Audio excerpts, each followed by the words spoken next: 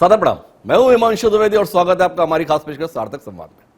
सार्थक संवाद के तहत आज हम एक ऐसी शख्सियत से रूबरू हो रहे हैं जो यूं तो राजनीतिज्ञ हैं, पर उनकी पहचान एक राजनीतिज्ञ से कहीं अधिक विचारक और संगठक की है।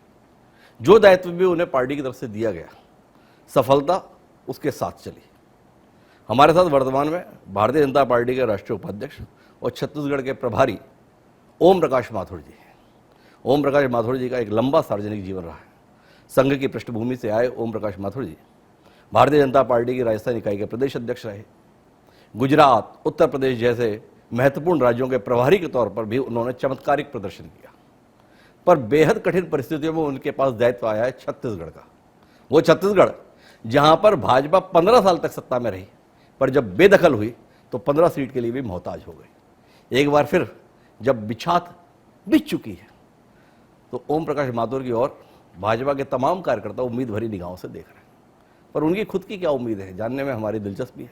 बस्तर के दौरे से अभी अभी लौटे हैं, हमारे साथ है, तो स्वागत है आपका माथुर साहब हमारे इस खास कार्यक्रम में। धन्यवाद। और सबसे पहले जानना यही है, जिस उम्मीद के साथ, जिस अपेक्षा के साथ भारतीय जनता पार्टी के राष्ट्रीय नेतृत्व ने बदहाल छत्तीसगढ़ में, बदहाल अर्थात पार्टी की जिस प्रकार की हालत है, आपको भेजा, क्या देख पा रहे हैं आप? कितनी आशा, कितनी निराशा? देखिए, भारतीय जनता पार्टी कार्यकर्ता आधारित पार्टी है और कार्यकर्ताओं के आधार पर ही हमने 15 साल यहाँ राज भी किया है। लेकिन 18 में हम हारे, इसमें कोई दो राय नहीं है, और हार भी बड़ी जबरदस्त हार हुई, इसमें भी कोई दो राय नहीं है। तो कहीं ना कहीं कुछ ना कुछ हमारी वर्किंग में कमी रही होगी और मुझे स्वीकारने में कोई ऐतराज नहीं है जी। तो कुल मिलाकर के मुझे जब दायित्व दिया गया तो मैं कठिन या छोटा या बड़ा ये ध्यान में नहीं रखता हूँ। मुझे जो पार्टी काम देती है, और आज से नहीं, 1989 से जब से मैं राजनीतिक क्षेत्र में आया हूँ तब से बड़े विचित्र क्षेत्र मैंने देखे हैं। सबसे पहले राजस्थान में दायित्व दिया गया मुझे जी। तो राजस्थान में 200 में से लगभग 80 सीट ऐसी थी हमारे पास कैंडिडेट नहीं थे। 90 में पहली बार सरकार बनी और वो जनता दल के साथ मिलकर के बनाई। लगभग जनता दल हमसे 20 सीट पीछे था जी। तो मेरे तुरंत मस्तिष्क में आया कि क्यों नहीं 80 सीट जो बाकी है, 70-80 सीट, वहां भी क्यों नहीं लोग होने चाहिए हमारे पास। तो मैंने पहला प्रयोग किया, वहां जनता दल में स्प्लिट किया और जनता दल डी बनाया। वहां 92 में 5 सरकारें भंग की बाबरी ढांचा ढहाने की वजह से। इसमें आपका मध्य प्रदेश भी था, इसमें आपका उत्तर प्रदेश भी था जहां बाबरी ढांचा ढहाया गया, जिसमें आपका दिल्ली और हिमाचल भी था। और जब 93 में चुनाव आए तो 93 में चुनाव आए तो मैंने जनता दल जो डी बनाया था उन सबको पार्टी में मिला दिया, क्योंकि अगर हमको सबका साथ सबका विकास लेना है तो सब क्षेत्र का भी विकास लेना होगा। तो जब तक पार्टी अपनी टीम में सोशल और भौगोलिक इक्वेशन नहीं करती है तो ये कमियां रहती है। और आप आश्चर्य करेंगे कि 5 भंग सरकार में से केवल राजस्थान, एक राजस्थान ही रिपीट हुआ। राजस्थान में बड़ी विचित्र घटना घटी, बता दूं आज के आप चैनल को जी। कि आदरणीय भैरू सिंह जी सीएम रहते हुए उनके रिपोर्ट्स के अनुसार वो गंगानगर लड़ने गए जी। लेकिन कार्यकर्ता और संगठन की मन की ऐसी इच्छा थी कि वहां जीत नहीं पाएंगे। मैंने उनको कहा आप नहीं जीतोगे, पुराने लोग थे, बड़े लोग थे, उन्होंने कहा नहीं मैं यहीं से लड़ूंगा। तो मैंने एक जबरदस्ती फार्म बाली कॉन्स्टिट्यूंसी से भरवाया और आप देखिए कि संगठन की कार्यकुशलता इतनी जबरदस्त थी कि गंगानगर में भैरू सिंह जी तीसरे नंबर पे रहे सीएम रहते हुए, बाली से जीत करके वो 93 में सीएम बने। तो मूलतः हमारे कार्यकर्ता को जो काम हम देते हैं वो काम कितना नीचे तक जाता है। और इसलिए मैंने सबसे पहले आते ही ना कोई बड़ी रैली की अपेक्षा की, ना बड़े कोई सभा की अपेक्षा की। मैं संभाग वाइज दौरा करके मेरे संभाग के जो मंडल है, उस क्षेत्र के मंडल अध्यक्ष, मंडल महामंत्री, उस क्षेत्र के जिले के पदाधिकारी, उनके साथ 4-5 घंटे तक बैठा और उनसे वार्तालाप किया कि अपनी स्थिति क्या है नीचे। उसके बाद मैं जिलों के बैठकों में गया, अभी मैं दौरा कर रहा हूं विधानसभा की कोर कमेटी खाली जी 12, 15, 20 लोगों की। तो एक्चुअल क्या है कि हम अगर नीचे स्तर तक हमारे मतदाता, जैसे हमारे नेताओं ने नारा दिया, स्वाभाविक है, मोदी जी का तो नारा है सबका साथ, सबका विकास, सबका साथ सहयोग। जी तो इस अब सबका साथ है तो हमारी पार्टी क्यों नहीं नीचे भी संगठनात्मक आधार पर भी सबका साथ ले। जी तो वह इस कोर कमेटी के माध्यम से नीचे तक, और जब मैं जा रहा हूं, और अभी जैसे बस्तर जैसे इलाके में गार जितनी यहाँ जिस प्रकार की वहां से सिचुएशन है, जी और आज की तारीख में हमारे पास एक भी सीट नहीं है, लेकिन चाहे मैं दंतेवाड़ा गया हूं, बीजापुर गया हूं, लगभग 1.5 किलोमीटर के काफिले के साथ मेरा स्वागत सर्किट हाउस तक किया है। जी तो कार्यकर्ता में वो दाना तो पड़ा है, जी उसको मुझे प्रज्वलित करने की जरूरत है, और कार्यकर्ता पूरे मन से बना था। तो मेरा बड़ा कहना, जो मैं प्रारंभ में कहा कि अगर कार्यकर्ता हमारा खड़ा हो जाता, कार्यकर्ता आधारित पार्टी है, तो किसी भी सीमा को लांघ करके चुनाव जीता सकते हैं। और मुझे मेरे कार्यकर्ताओं पे पूरा भरोसा है छत्तीसगढ़ के कि जो कुछ भी रही होगी 18 में, लेकिन आज की तारीख में पूरे मूड में है। एक बार सभी आपने देखा होगा, मैंने विधानसभा स्तर तक बड़े लीडरों को भी भेजा, तो उसलिए लगता है कि निश्चित रूप से हम सरकार बनाएंगे। थोड़ा सवाल है आपसे, आप तो बड़े कुशल चिकित्सक है राजनीतिक क्षेत्र के, लोग बड़ी मिसाल देते हैं आपकी, पर जो चिकित्सक होता है वो पहले मर्ज समझता है, उसके बाद इलाज करता है। 2018 में क्यों हारे, इसकी मीमांसा तो ओम माथुर जी अब तक कर चुके होंगे। मैं पूरी कर चुका हूँ, और सारे बताइए तो मेरे सही, पास, क्या सारे समझ पाए आप? कार्यकर्ताओं की नाराजगी ने हराया है या जनता की मैं इस नाराजगी? बारे में देखिए, बीते तय मिठाई आगे की शुद्ध रहे। जी अगर 18 को याद करूंगा तो एक नया विषय शुरू हो जाएगा। जी मुझे अब 23 ध्यान रखना है। जी और देखिए, हमारे यहाँ कोई नाराजगी या नाराजगी का विषय परमानेंट नहीं बनता है। जी हम कार्यकर्ता से संवाद बढ़ाएंगे, और इसीलिए मैंने विधानसभा की कोर कमेटी से जाना शुरू किया। इसलिए क्या कारण रहे, क्या नहीं गए, शाश्वत सत्य है हमारे 18 में, और 23 में वे 2/3 बहुमत से कैसे पर जीते। हार केवल 2018 की नहीं है ना माथुर साहब, 2018 के बाद जितने उपचुनाव हुए देखिए, वो अभी आपकी पराजय की कहानी ही लिखे। देखिए, उपचुनाव हमेशा रूलिंग पार्टी के साथ जाते हैं, जी और सबको पता है। आप पूरे देश का इतिहास उठा के देख लीजिए, चाहे कोई स्टेट में उपचुनाव हुए होंगे, बड़ी मुश्किल से कोई 1-2 सीट जीते होंगे, मैक्सिमम उपचुनाव जितने भी होंगे वो रूलिंग पार्टी के साथ जाते हैं। इसलिए मैं उसको कोई एक विषय नहीं मानता, वो छोटा विषय है। उपचुनावों की वजह से पूरे टोटल सिनेरियो और राजनीति पर असर नहीं पड़ता उसका। उपचुनाव को आप बहुत महत्व नहीं दे रहे, पर आपने अपनी पार्टी के संदर्भ में तो जमावट करना शुरू कर दिया, पर जिससे मुकाबला है उसके संदर्भ में क्या देख पा रहे हैं?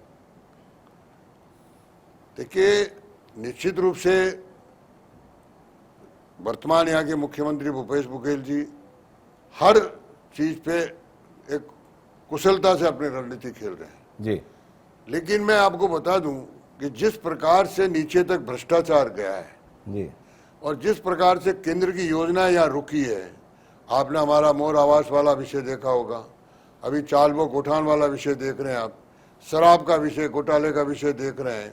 तो नीचे भूपेश जी एक्सपोज हो चुकी है सरकार, जी मैं पर्टिकुलर नाम नहीं लूंगा।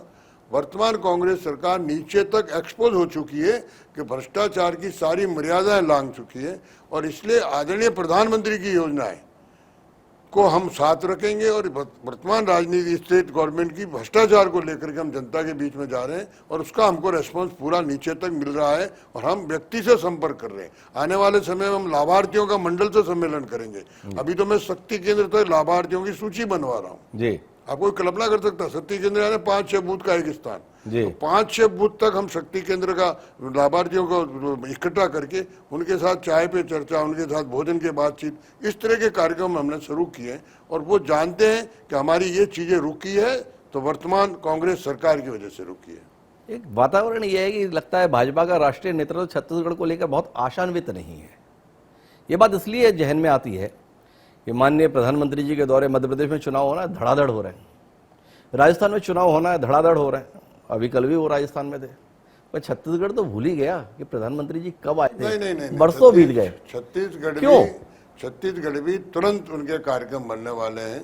आचार संहिता से पहले जो भी राजस्थान में भी बने या जहाँ भी बने, हाँ, ये जो 1 महीने का कार्यक्रम है उसकी शुरुआत कल उन्होंने पुष्कर से की है जी। और हमारा सबका मानना है कि पुष्कर का जो ब्रह्मा जी का मंदिर है, षष्ठी की स्थापना के समय का मंदिर है, पवित्र जी। सरोवर है। सारे तीर्थ करने के बाद भी अगर पुष्कर तीर्थ नहीं किया तो वो माना नहीं जाता है तीर्थ। तो इसलिए उन्होंने एक भावना से पुष्कर से शुरुआत अजमेर से रैली कर से की है। लेकिन यहाँ भी बहुत जल्दी ही आपको सूचना मिलेगी कि कैसे कार्यक्रम, इस समय आचार संहिता से पहले जो सरकारी कार्यक्रम है उसकी हम रचना कर रहे हैं, बहुत जल्दी आपको जानकारी मिलेगी। किस पर उम्मीद कर रहे हैं माथुर साहब आप? प्रधानमंत्री जी के नाम के करिश्मे पर उम्मीद कर रहे हैं, प्रदेश भाजपा के जो चेहरे हैं उन पर उम्मीद कर रहे हैं, या भूपेश बघेल बोलते हैं ईडी सीबीआई पे बहुत भरोसा है आपको, उसी से उम्मीद कर रहे हैं? देखिए, मैं तीनों विषय का उत्तर दूंगा। जी। प्रधानमंत्री जी के चेहरे का भरोसा तो अब हिंदुस्तान ही नहीं दुनिया मान चुकी है। जी। अभी ताजा सिडनी में जो सम्मेलन हुआ, 50 देशों के अध्यक्ष थे, पीएम थे। जी। अब ऑस्ट्रेलिया का प्रधानमंत्री कह रहा है पीएम इज ए बॉस। जी। अमेरिका का राष्ट्रपति जो वीजा नहीं दे रहा था वो कहता हमें आप हमारी सबकी इच्छा का आपका ऑटोग्राफ ले।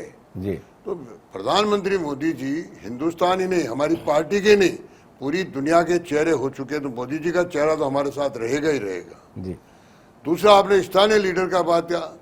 हमारी पार्टी सिस्टम की पार्टी है। जी। हमारी पार्टी किसी व्यक्ति विशेष की पार्टी नहीं है। हमारी पार्टी किसी जाति की पार्टी नहीं है। हमारी पार्टी किसी एक कहना चाहिए बिरादरी या क्षेत्र की पार्टी नहीं है। हमारी पार्टी सिस्टम की पार्टी। इसलिए मैंने प्रारंभ में कहा कि मेरी पार्टी कार्यकर्ता आधारित पार्टी है। तो हमारा एक सिस्टम बना हुआ है। मैं लगभग 9 से 10 प्रदेशों में प्रभारी रहा हूँ, बड़े बड़े प्रदेशों में। ऐसे कई प्रदेश थे जहाँ बिना चेहरे के लड़े, ऐसे कई प्रदेश थे जहाँ चेहरे के साथ लड़े। यूपी में कहाँ चेहरा था, सबसे कमजोर थे हम। जी। महाराष्ट्र में कहाँ चेहरा था, सबसे बहुत 35 साल से छोटे भाई के रूप में जी रहे थे। लेकिन ये निर्णय हमारा सेंट्रल पार्लियामेंट बोर्ड करता है, कोई एक व्यक्ति नहीं करता है, एक परिवार नहीं करता है। जी।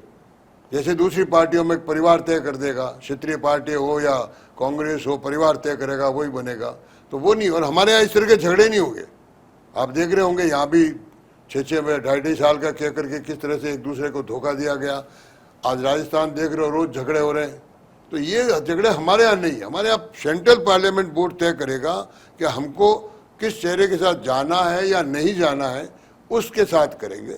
इसलिए ये निर्णय अभी हम कमल के फूल के साथ, हमारा चेहरा विधानसभा में कमल का फूल है और नरेंद्र मोदी जी की योजना है और उनका चेहरा तो है ही हमारे साथ।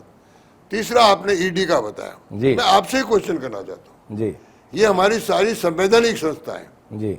यूपीए 1 और यूपीए 2 आपने देखा है। आप बहुत सीनियर पत्रकार हैं, आपने खुद ने देखा। यूपीए 1 और यूपीए 2 में कोई साल ऐसा नहीं रहा 10 सालों में कि जब कोई ना कोई घोटाला उजागर नहीं किया। जी। और उन्होंने किया। ये जो आज संस्था है कि उन्होंने किया। और उस काल में कैबिनेट स्तर तक के मंत्री भी जेल भी गए, सस्पेंड भी गए, सब कुछ हुआ। तो क्या उस समय भी नरेंद्र मोदी जी थे? तो वो ईडी दे के गए थे वहां। तो ये संवैधानिक संस्था है। कांग्रेस को सबसे पहले अपने स्वयं के अंदर झांकना चाहिए कि उस समय क्या था यूपी में। या तो उन्होंने योजनाबद्ध तरीके के अपने एलायंस को मारने के लिए ऐसा किया, क्यों मैक्सिमम अलायंस के लोग फंसे थे, कांग्रेस के भी फंसे, लेकिन मारने के लिए किया या क्या? तो ये संवैधानिक संस्था है, एक प्रोसेस होता है, प्रोसेस के साथ ये आता है। और अब तो यहाँ पर्टिकुलर लीकर घोटाले में जी। इस लीकर घोटाले में तो ईडी ने जो एफआईआर दर्ज की है, वो एफआईआर इनका पूरा कच्चा चिट्ठा खोल रही है। तो ये इस तरह की बातें करना अपनी भड़ास निकालने की बात है। यूपीए 1 यूपीए 2 में कितनी ईडी और कितनी सीबीआई का उपयोग किया गया। और सर, जब गुजरात में हम आज नरेंद्र मोदी जी सीएम थे, कोई कल्पना कर सकता है क्या ये घंटों SIT, Delhi SIT, supreme court SIT बनी हुई, सीबीआई और इनके द्वारा बनाई हुई एसआईटी घंटों उनको इंट्रोगेशन करे। मेरे जैसे प्रभारी के नाते मुझे इंट्रोगेट किया गया जी। तो उस समय कौन था भाई? आप थे, कौन थे? लेकिन हमने कहीं विदेश भरों में आंदोलन नहीं किया। आज तो इनको एक नोटिस चला जाता है तो पूरे देश में आग लगा। हमारे राजकुमार को नोटिस चला गया, हमारी राजमाता साहब को नोटिस चला गया, और पूरे देश में कांग्रेस सड़कों पे आती। हम तो उस समय कहीं सड़कों पे नहीं गए। हमारे नरेंद्र मोदी जी को घंटों कई दिनों तक इंट्रोगेशन किया। आदरणीय गृह मंत्री जी अमित शाह जो उस समय वहां के गृह मंत्री थे, जेल हुए, तड़ीपार किया गया उनको गुजरात से। हमने कहीं पूरे देश में आंदोलन नहीं किया। ये संवैधानिक संस्थाओं का अपमान है इस तरह से बात करना। तो संवैधानिक संस्थाओं का अपमान आपको लगता है? लेकिन आपने एक बड़ी महत्वपूर्ण बात कही कि वादा खिलाफी की, देखो राजस्थान में क्या हो रहा है, यहाँ भी 2.5 साल के संदर्भ में बात हुई क्या हो रहा है। पर कांग्रेस ने तो अपने नेताओं पे भरोसा किया। भूपेश बघेल को विधायक दल का नेता चुना गया, वो आज तक भरोसे के साथ में बने हुए हैं। मोहन मरकाम को अध्यक्ष बनाया, वो आज तक बने हुए हैं। आप अपने नेताओं पे भरोसा ना कर पाए। क्यों नहीं कर आपने विष्णुदेव साय को हटा दिया, आपने धर्मलाल कौशिक को हटा दिया। देखिए क्या गुनाह किया इन लोगों ने जो आपको इन्हें बदलना पड़ा? देखिए मैंने बार बार कह रहा हूं जी, ये परिवार की पार्टी नहीं है, ये किसी एक व्यक्ति की पार्टी नहीं है। पिछले हमारा रूटीन एक प्रोसेस है पार्टी, मैं कह रहा हूं सिस्टम की पार्टी है। और सिस्टम के तहत हमारे हर 3 साल में चुनाव होते हैं जी। चुनाव के आधार पर हमारे नए अध्यक्ष बनते हैं। तो हटा दिया शब्द कहना बहुत गलत है। हटा देते तो बड़ा रिएक्शन होता है, हटा देता। आज क्यों नहीं कर पा रहे, जैसे बाबा को क्यों नहीं मुख्यमंत्री बना पा रहे जी, क्यों नहीं कर रहे? अशोक गहलोत इतना लड़ रहा बुरी तरह से, एक दूसरे को क्या क्या नहीं बोल रहे हैं जी। दोनों बड़े लीडर हैं, एक दूसरे को यानी गद्दार लुटेरा पता नहीं क्या क्या एक दूसरे को बोल रहे हैं। कल सचिन वहां दिल्ली की मीटिंग करने के बाद सचिन और बोल गए वापस। तो ये मेरा कहना है हमारी सिस्टम की पार्टी है। हमारे यहाँ हर बार चुनाव होते हैं और चुनाव में रूटीन प्रोसेस में हमारे नेता, अब जैसे हमारे राजस्थान में सतीश पुनिया थे, 3 साल पूरे हुए, सीपी जोशी बन गए। तो ये हमारा रूटीन प्रोसेस है, उस प्रोसेस, और हम संविधान के आधार पर हमारी पार्टी चलती है। कोई परिवार विधायक दल का नेता भी 3 साल के रोटेशन के साथ बदलता है। विधायक दल का नेता भी हम देख करके निश्चित रूप से हम तय करके बनाते हैं। हमारा सिस्टम होता है कि सिस्टम के तहत होते हैं। वो किसी व्यक्ति, ये व्यक्ति की पार्टी नहीं है, एक व्यक्ति के भरोसे हमारी पार्टी नहीं चली है, सिस्टम के तहत पार्टी चली है। तो वो सिस्टम के तहत सिंहदेव जी को लेके आप बहुत आदरणीय नड्डा जी संवेदनशील हैं। केंद्र में चिकित्सा मंत्री रहते हुए वहां से हटा करके उनको अध्यक्ष बनाया गया। तो आप कह रहे उनका काम का अच्छा नहीं था इसलिए हटाया गया। ये खाली कपोल कल्पना है। हमारा सिस्टम से पार्टी चलती है। पर आपसे जानना है कि आप सिंहदेव जी को लेकर बड़े संवेदनशील हैं, और आपने तो अपने बैकग्राउंड में बताया, आप तो जनता दल का विभाजन करा के जनता दल डी बनवा दिए। ये सिंहदेव जी आजकल बयान देते हैं चुनाव लड़ने का मन नहीं करता, आपका कुछ? सिंहदेव जी, उनका बयान आता रहता है आजकल, इस बार चुनाव लड़ने का मन नहीं करता। आपका मन करता है अपने यहाँ से उन्हें चुनाव लड़ाने का? नहीं, ये मेरा मन करेगा नहीं करेगा अभी बहुत टाइम है, और मैं इंडिविजुअल कोई मेरा मन नहीं होता है जी। ये हमारी पार्टी का सिस्टम है। यहाँ चुनाव समिति बनेगी, यहाँ केंद्र में चुनाव समिति बनेगी। अब उसमें चुनाव किसको लड़ना किसको नहीं लड़ना, मेरा मन कुछ काम नहीं करेगा और किसी बोलने वाले का मन भी काम नहीं करेगा। यहाँ पार्टी जो आदेश करेगी उसके अनुसार हमारा चलेगा। अरे माधुर साहब, आप तो हमें बहला दे रहे हैं। अभी आपने बताया कि आपने राजस्थान में क्या खेल किया था। छत्तीसगढ़ में चुनौती बड़ी विषम है, यहाँ कुछ खेलवेल करने का आपका इरादा नहीं है क्या? अब क्या करेंगे क्या नहीं करेंगे इसका थोड़ा इंतजार आपको भी करना चाहिए जी। और मेरा ऐसा मानना है कि भविष्यवाणी करना ठीक नहीं रहता है। और भविष्यवाणी आप लोग करो तो ज्यादा अच्छा लगता है, आपको अंदाज लगता है, नीचे से आप भी घूमते हो, इसलिए भविष्यवाणी के बारे में नहीं। और क्या खेल होगा क्या नहीं होगा, कैसा खेल होगा, इंतजार करिए। पर आप भविष्यवाणी भले ना कीजिए, पर यहाँ के जो स्थापित नेता हैं वो अपने भविष्य को लेकर बड़े आशंकित हैं। लोकसभा चुनाव हुआ, एक फैसला केवल देश के संदर्भ में केवल छत्तीसगढ़ में हुआ, पार्टी का सारे सांसदों के टिकट काट दिए गए। अभी गुजरात में किया हमने, तो वही जानना है, छत्तीसगढ़ में हर नेता दुखी के साथ है। देखिए, कुछ हौसला दे पाएंगे आप उन्हें? देखिए, मैं ये बात बता दूं जी, किसी भी प्रदेश का प्रयोग दूसरे प्रदेश में काम नहीं आता जी। एक निर्णय किसी एक प्रदेश में हुआ, वैसे ही निर्णय दूसरे प्रदेश में लागू होगा, ये कतई संभव नहीं है पॉलिटिक्स में जी। तो उस प्रदेश की सारी व्यूहरचना, सारा भौगोलिक सोशल इक्वेशन देख करके कोई नीति तय होती है। अभी उस नीति को तय करने में बहुत टाइम है। सबका भविष्य उज्जवलमय है, किसी के भविष्य पे प्रश्नवाचक नहीं है, सबको काम करता है, काम करना ही है। यहाँ तो ऐसे उदाहरण देके जो कहाँ थे, कहाँ पार्टी के साधारण कार्यकर्ता के नहीं पे काम करते थे, बहुत नीचे थे, वो ठेठ ऊपर तक भी गए थे। ये पार्टी कार्यकर्ता आधारित पार्टी है। नहीं, लेकिन पार्टी के कार्यकर्ता तो छोड़िए, जो पार्टी के पितामह कहलाते थे वो लोग मोह भंग हो रहे हैं। नंद कुमार साय जी बड़ा ही रुदन करते हुए अपना रास्ता बदल लिए इस उम्र के मुकाम पर। ये देखिए, व्यक्ति की इच्छा होती है जी। लोकतंत्र में हर व्यक्ति स्वतंत्र रहता है जी। नंद कुमार साय जी को नहीं जाना चाहिए था, मैं मानता हूँ, हमारे बहुत वरिष्ठतम नेता थे जी। लेकिन नंद कुमार जी को 3 बार लोकसभा में रखा जी। 3 बार विधानसभा में रहे और जॉइंट मध्य प्रदेश के अध्यक्ष रहे जी। छत्तीसगढ़ के अध्यक्ष रहे, फिर नेता प्रतिपक्ष रहे, फिर आप देखिए कि एसटी आयोग के चेयरमैन रहे, कैबिनेट दर्जा रहा। तो आखिर नई टीम कोई आएगी और ये थोड़ी होता है कि हमेशा एक ही व्यक्ति चलता रहेगा जी। और इस स्थिति में आकर के अब उनको भी थोड़ी मन में लग रहा होगा कि मैं गलत जगह चला गया, लेकिन फिर भी कोई व्यक्ति कहाँ जाए उसका मन है, इस बारे में क्यों कमेंट्स करना और क्यों मैं उसकी चिंता करूं? पार्टी में तो ये तो रूटीन धारा है, तो आने जाने वाले लोग रहते हैं, बहुत लोग चले गए। एक जमाना था जब काफी लोग गए, वापस आ भी गए। जो हमारे प्रदेश के मुख्यमंत्री हैं भूपेश बघेल जी, वो पूर्व मुख्यमंत्री डॉक्टर रमन सिंह के सम्मान की बहुत चिंता करते हैं। उन्हें बड़ा खराब लगता है कि आपकी पार्टी उन्हें पूछ नहीं रही है, उन्हें तवज्जो नहीं मिल रही है। भूपेश बघेल की चिंताओं से कितना इत्तेफाक है आपका? मुझे लगता है कि भूपेश बघेल जी को अपनी पार्टी की चिंता करनी चाहिए जी और स्वयं के भविष्य की चिंता करनी चाहिए, जी और उनको सबसे बड़ी चिंता करनी चाहिए कि केंद्र का उनकी पार्टी कैसे चले, वो किस प्रकार से कर रहे हैं, उसकी चिंता करनी चाहिए। रमन सिंह जी की चिंता करने की उनको जरूरत नहीं है।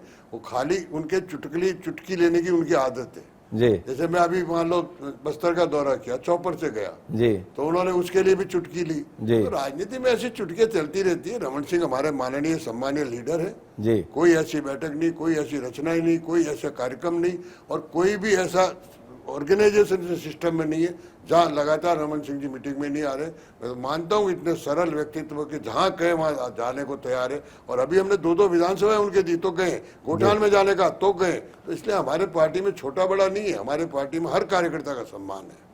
तो अब आखिरी दौर की बातचीत पर आते हैं।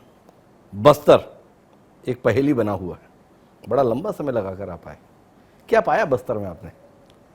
जिस प्रकार से मैंने बैठक, सब बता दूं जी कि कोर कमेटी की 12 विधानसभाओं की मैंने बैठक ली। इस बीच में 2 जिले में नहीं जा पाया था, पहले तो 2 जिलों की भी बैठक हुई। जी मुझे पहली बार लगा कि इतना मतलब संवेदन, क्या कहना चाहिए, अति संवेदनशील एरिया में भी 100% उपस्थिति रही।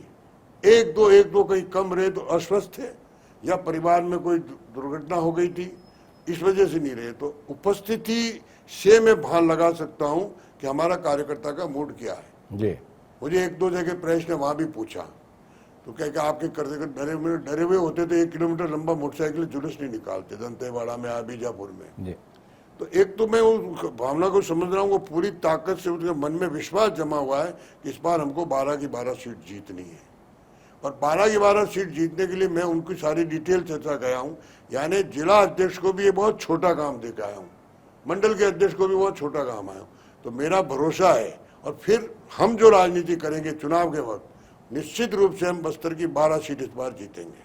बस्तर की 12 सीटें जीतने की आप उम्मीद कर रहे हैं, क्या ऐसा बदल गया जिसके चलते आपको इतना भरोसा आ गया वहां पर कि 12 की 12? क्योंकि वहां पर भीमा मंडावी जैसे आपकी इकलौती सीट आप जीते थे, उनकी हत्या हुई, उसके बाद उपचुनाव में भी आप नहीं जीत पाए। मैं मान रहा हूँ ना, मैं जब यूपी में, आप उदाहरण देते, जी यूपी में जब मैं प्रभारी बन के गया तो 405 में से 47 सीट थी हमारे पास। जी और मुझे भी आप जैसे लोगों ने पूछा, जी आप यहाँ क्या, बहुत जगह आपने जिता दिया, यहाँ क्या करोगे? जी लेकिन जब मैं वहां घुमार, मैंने इस तरह कार्यकर्ताओं को जुटा, तो बिना सिंबल के मैंने जिला पंचायत के चुनाव लड़ाए, और पहली बार 7 जिला पंचायत भारतीय जनता पार्टी के झंडे के साथ बनी, सिंबल नहीं था, झंडे के साथ बनी। जी लेकिन जब मैंने वहां का सारा विचित्र देखा, तो मैंने, मेरा 4-6 महीने निकलने के बाद मेरे प्रदेश अध्यक्ष केशव मौर्य जी को कहा कि मैंने कहा इस बार घोषणा करो कुछ सीटों की, जो मैं कभी करवाता नहीं हूँ। जी तो हमने कहा 265 सीट जीतेंगे। तो आप जैसे लोगों ने हमारी हंसी उड़ाई जी कि 47 से एक संख्या से 20 साल से सरकार से बाहर है, कैसे बनेंगे? लेकिन चुनाव गर्म करते करते नीचे तक दौरा मेरा जब हुआ, सभी 400 विधानसभाओं में गया, जी तो मुझे लगा ये तो हमारी घोषणा बहुत थोड़ी है। तो मैंने कहा केशव जी आपके को 300 पार, जी 325 सीट लेके सरकार बनी है। यही हाल और महाराष्ट्र का था। जब महाराष्ट्र में यह हाल था, हम 35 साल से छोटे भाई थे, जी 35 साल बिना शिवसेना के मैंने शपथ करवाई है देवेंद्र की। जी यही हाल आपके मध्य प्रदेश में, जब 2003 में उमा जी को लेके भेजा मुझे यहाँ, जी उमा जी उस समय जी। एकदम नहीं थी, और दिल्ली से भेजना, और उस समय हमारे सारे बड़े लीडर मौजूद थे। तो हमारी पार्टी जो सिस्टम तय करता है, जो पार्लियामेंट बोर्ड तय करता है, उसके अनुसार चलती है।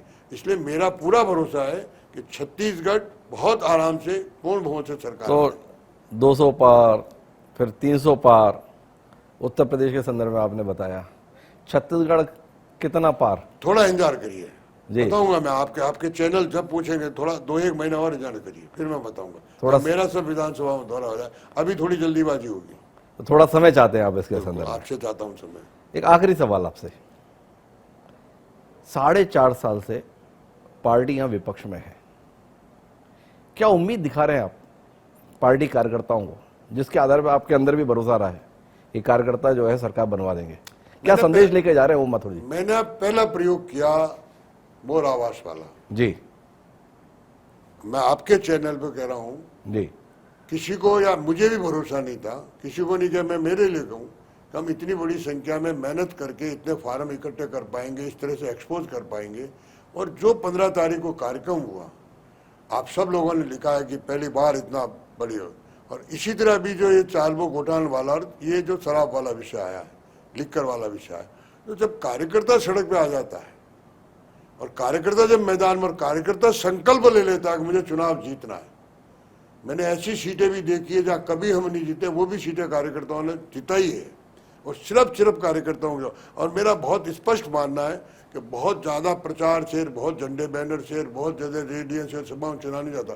चुनाव जीता, जैसे हमारे लीडर कहते हैं, बूथ जीता चुनाव जीता। तो मैं बूथ की रचना नीचे तक बिल्कुल पक्की हो, उसकी चिंता के भरोसे मैं कह सकता हूं कि हम छत्तीसगढ़ में 23 में 2/3 बहुमत से सरकार बनाएंगे। 2/3 पे आप आ गए, हमने तो 2 महीने का समय लेना चाहा था। हमें समय 2 महीने कह रहा हूँ ना, संख्या आपने मुझे पर्टिकुलर संख्या पूछी जी, पर 2/3 तक आप पहुंच रहे हैं। 200 और 300 पूछा। ये इतना भरोसा आपका क्या आम आदमी पार्टी के कारण आ गया है क्या? त्रिकोणीय संघर्ष के लिए भाजपा शुरू से बड़ी लालायित रही है। 2003 में विद्याचरण शुक्ल के मैं भरोसे। दूसरी पार्टी पे भरोसा नहीं करता हूँ जी मैं मेरी पार्टी के कार्यकर्ताओं पे भरोसा करके काम करता हूँ, और मुझे कार्यकर्ताओं के भरोसे से ही जागी, और मैं इसको मेरी सफलता नहीं मानता हूँ। जी मैं तो सार्वजनिक कहता हूँ कि जो भी सफलता है, आदरणीय मोदी जी भी कहते हैं। और अभी इस समय जो मोदी जी की योजना है गांव गरीब किसान के लिए हुई है, कोई घर ऐसा नहीं होगा जहां डायरेक्ट मोदी जी ने बेनिफिट नहीं दिया हो और सीधा नहीं पहुंचा हो। अब वो समय नहीं है जब देश का प्रधानमंत्री कहता है मैं रुपया बस्तर के लिए भेजता हूं और 100 रुपया, और उसमें से सिर्फ 15 रुपये पहुंचते, 85 रुपये खो जाते। आज की तारीख में 2000 अगर किसान की किस्त जा रही तो पहुंच रही है, आज वृद्धा पेंशन जा रहा तो सीधा खाता में पहुंच रहा है। तो सीधा बात, हर व्यक्ति प्रभावित है। और लोग गांव के, मैंने भी अभी बस्तर में 2-3 गांव के लोगों से बात की, यहाँ तक बोलते हैं मोदी मेरा भगवान है। हाँ, लेकिन छत्तीसगढ़ का तो समीकरण अलग है ना माथुर साहब। यहाँ पर लोगों को धान की कीमत को लेकर विषय है जिसपे भाजपा मौन है। यहाँ पर कर्मचारियों के स्तर पर पुरानी पेंशन को मुद्दा बनाया हुआ है जिस पर भाजपा मौन है।